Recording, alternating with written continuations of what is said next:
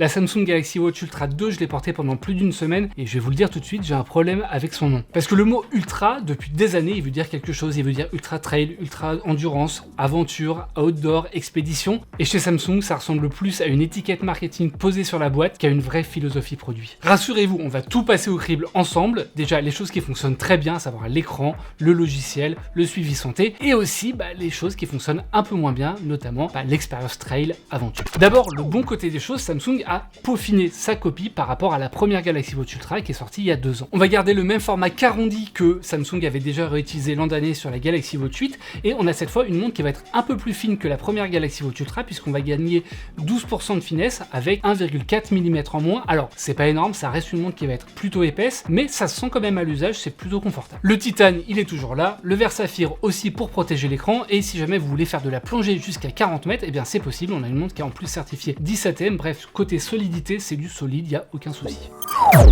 Ce qui va changer vraiment, c'est aussi au niveau du bracelet, puisque Samsung sur la première Galaxy Watch Ultra, ils avaient utilisé un bracelet qui était plutôt copié de celui des Apple Watch Ultra, donc plutôt épais, plutôt pensé pour la plongée, pas hyper confortable, un peu rigide, et là on a un bracelet qui va être bien plus fin, bien plus confortable, c'est plutôt appréciable, ça reste du silicone en plus, c'est plutôt doux, bref c'est chouette. Reste qu'on a quand même une montre qui est imposante, qui fait 47 mm de large, avec un poids de 61 grammes. Si ça vous parle pas, sachez simplement que c'est une montre qui va plutôt être adaptée aux personnes qui aiment les grosses montres et qui sera un peu disproportionnée pour les personnes qui ont des poignets un peu plus fins. Là où la Galaxy Watch Ultra 2, elle a vraiment un gros coup d'avance, et je pèse mes mots, c'est sur l'écran, puisqu'on a une dalle qui peut monter à une luminosité de 5000 candela par mètre carré. Si ça vous parle pas, on va faire un petit récapitulatif. Aujourd'hui sur le marché, la Galaxy Watch 8, l'Apple Watch Ultra 3, la Google Pixel Watch 4, elles plafonnent toutes à 3000 candela par mètre carré. Chez Garmin, ils sont allés encore plus loin, ils sont montés à 4500 candela par mètre carré sur la Garmin Fenix 8 Pro micro LED. Ça veut dire quoi? Ça veut dire qu'ils n'ont pas utilisé une dalle AMOLED, ils ont utilisé une autre technologie, le micro LED, et c'est là que Samsung bluffe avec une dalle qui monte à 5000 candela par mètre carré, qui est hyper lisible en plein soleil et qui reste une technologie AMOLED classique. Sous le capot, on a aussi une grosse nouveauté du côté de Samsung, c'est que pour la première fois, Samsung n'a pas utilisé une puce Exynos, donc ses propres puces, mais une puce Snapdragon. En l'occurrence, c'est une puce de Qualcomm, le Snapdragon Wear Elite, c'est une puce qui permet tout plein de choses. Grosso modo, au quotidien, ça veut dire que ça va être fluide, ça va bien marcher et ça va pas ramer. Par contre, il y a un petit bémol, c'est que malgré cette toute nouvelle puce qui a été lancée en début d'année, la Galaxy Watch Ultra 2, elle est compatible uniquement 4G. Elle propose pas la 5G comme le proposent les dernières montres d'Apple par exemple. Encore une fois, au quotidien, on s'en fout un peu. Après, faut pas oublier une chose, c'est que la Galaxy Watch Ultra 2, par essence, c'est une montre connectée même sous Wear OS, et donc ça veut dire quoi? Ça veut dire qu'on a le Google Play Store qui est disponible dessus, et on va avoir tout plein d'applications qu'on va pouvoir installer. Par exemple, vous pouvez installer directement Strava sur la montre, vous pouvez installer Komoot, vous pouvez installer Alltrace, vous pouvez installer Brink pour les listes de courses, vous pouvez installer Citymapper, vous pouvez installer WhatsApp, vous pouvez installer Spotify, bref, vous avez une montre à la base, et ensuite vous pouvez vraiment en personnaliser l'usage selon les fonctions dont vous avez besoin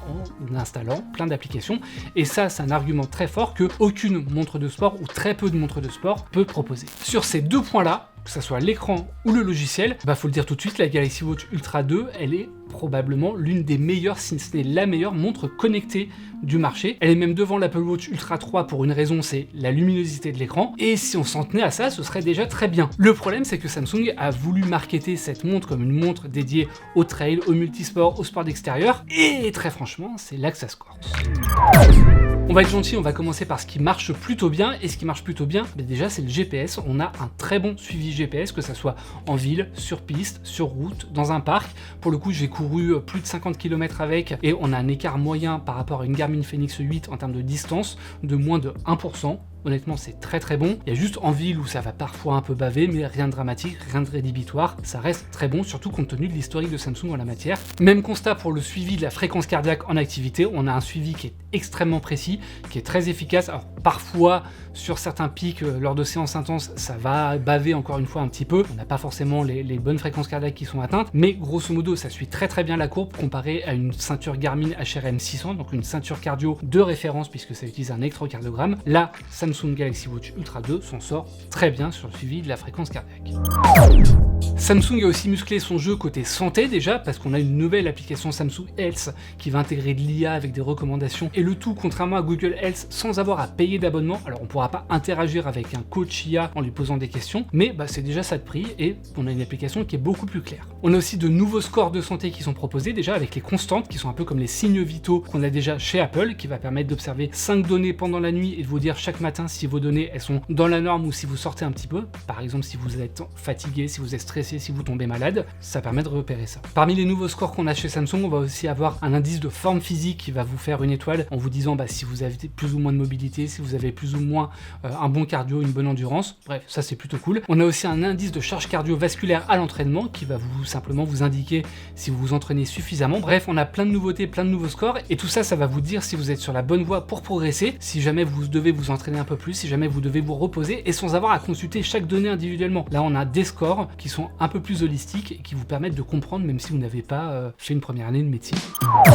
Maintenant, le premier piège, et celui-là vous le connaissez déjà puisque c'est classique chez Samsung, c'est qu'on a certaines fonctionnalités et certaines mesures de santé qui sont réservées aux possesseurs de smartphones Samsung. Comme d'habitude, l'électrocardiogramme et la mesure de la tension artérielle après calibration ne sont disponibles que si vous avez un téléphone Samsung Galaxy. Si vous avez un téléphone Oppo, un Google, un Xiaomi, malheureusement vous ne pourrez pas en profiter. C'est classique chez Samsung encore une fois, mais ça reste quand même relou puisqu'on a pas mal de monde qui propose ces fonctionnalités-là sans avoir besoin de posséder le smartphone de la même marque à côté. Ça fait un peu rapia quoi.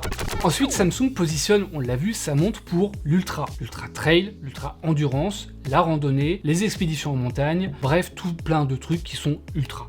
Alors oui, sur la Galaxy Watch Ultra 2, on a bien un profil qui est dédié au trail, et ça c'est plutôt chouette. Un profil dédié au trail qui en plus permet de gérer les alertes d'hydratation, comme en course à pied d'ailleurs, vous pouvez dire rappelle-moi de m'hydrater chaque fois que j'ai perdu une certaine part de transpiration, ça c'est plutôt cool. On a aussi des alertes de dénivelé, et ça c'est bien, notamment si vous faites du trail et que vous êtes sur du plat, ça va vous prévenir quand il va y avoir une montée, la durée de la montée, etc.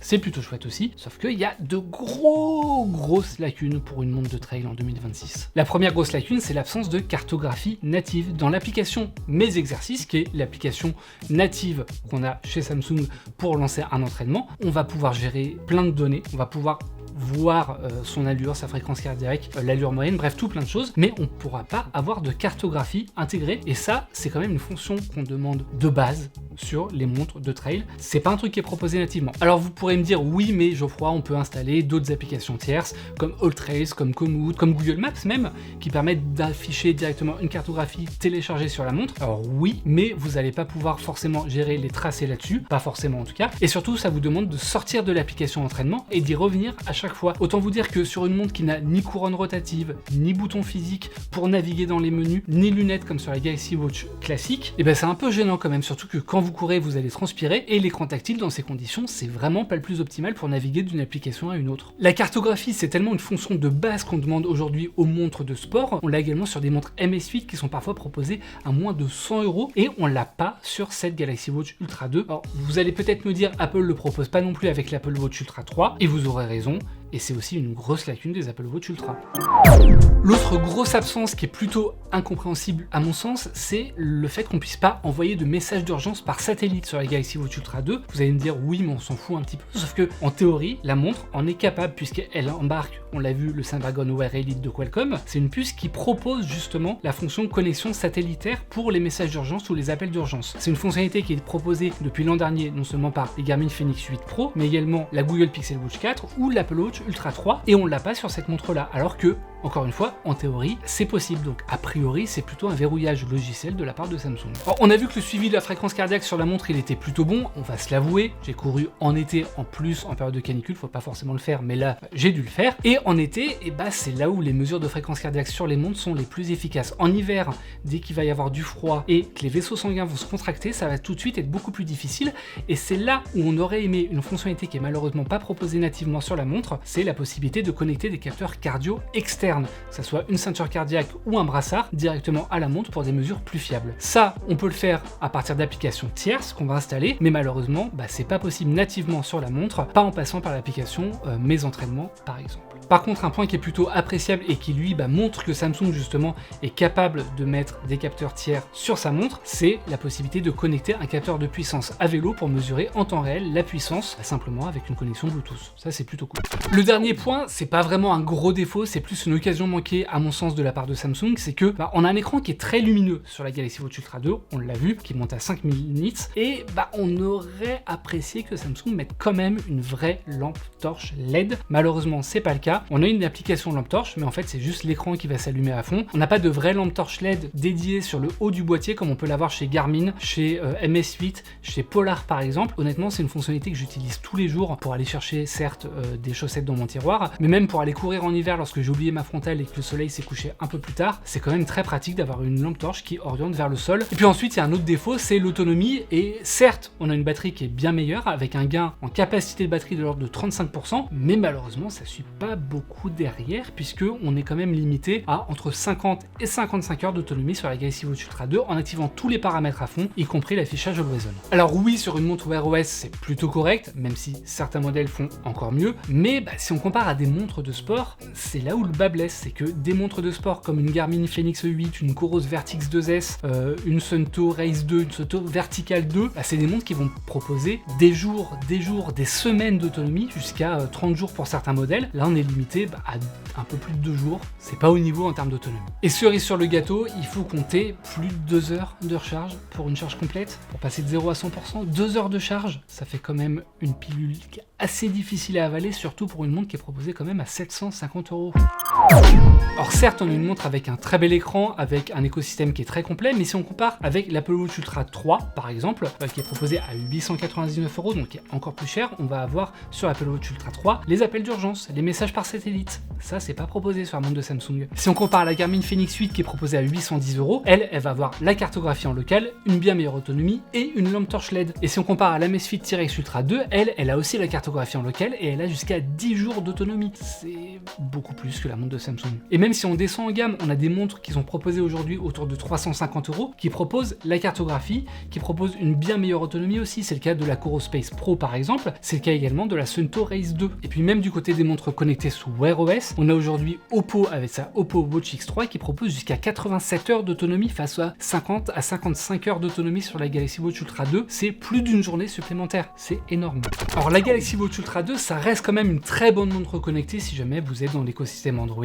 C'est une montre qui aujourd'hui a une interface fluide, qui a des scores, des recommandations de santé, qui joue enfin dans la cour des grands. Et si vous voulez une montre connectée, que vous courez peut-être un petit peu, que vous voulez faire du paiement sans contact, que vous voulez un assistant vocal, parce qu'il y a Gemini qui est intégré aussi directement sur la montre, c'est une très bonne montre. Vous ne ferez pas d'erreur en vous orientant vers la Galaxy Watch Ultra 2. Mais faut le savoir, c'est pas une vraie montre de sport outdoor, c'est pas une montre qui sera capable de concurrencer une Garmin Fenix E8, une Coros, une Amazfit, c'est pas une montre qui a de la cartographie, c'est pas une montre qui va avoir les appels satellites d'urgence, c'est pas une montre qui va vous permettre de faire des trails de 50 heures. C'est une montre qui va être plutôt limitée dans cet usage-là, faut le savoir. Après, j'ai bien conscience que c'est un usage qui n'est pas forcément pour tout le monde, que la plupart des gens, même les possesseurs d'Apple Watch Ultra, c'est pas des gens qui vont faire du sport, c'est des gens qui veulent une montre avec une meilleure autonomie que le modèle de base. C'est probablement le cas aussi pour la Galaxy Watch Ultra 2, mais c'est à garder en tête. Merci à toutes et à tous d'avoir suivi cette vidéo, j'espère que vous aurez appris des trucs, j'espère également que ça vous aura intéressé, et sachez que si jamais le test en version écrite et beaucoup plus long vous intéresse, il est disponible en lien dans la description. Moi je vous embrasse bien fort et je vous dis à très bientôt sur Frandroid.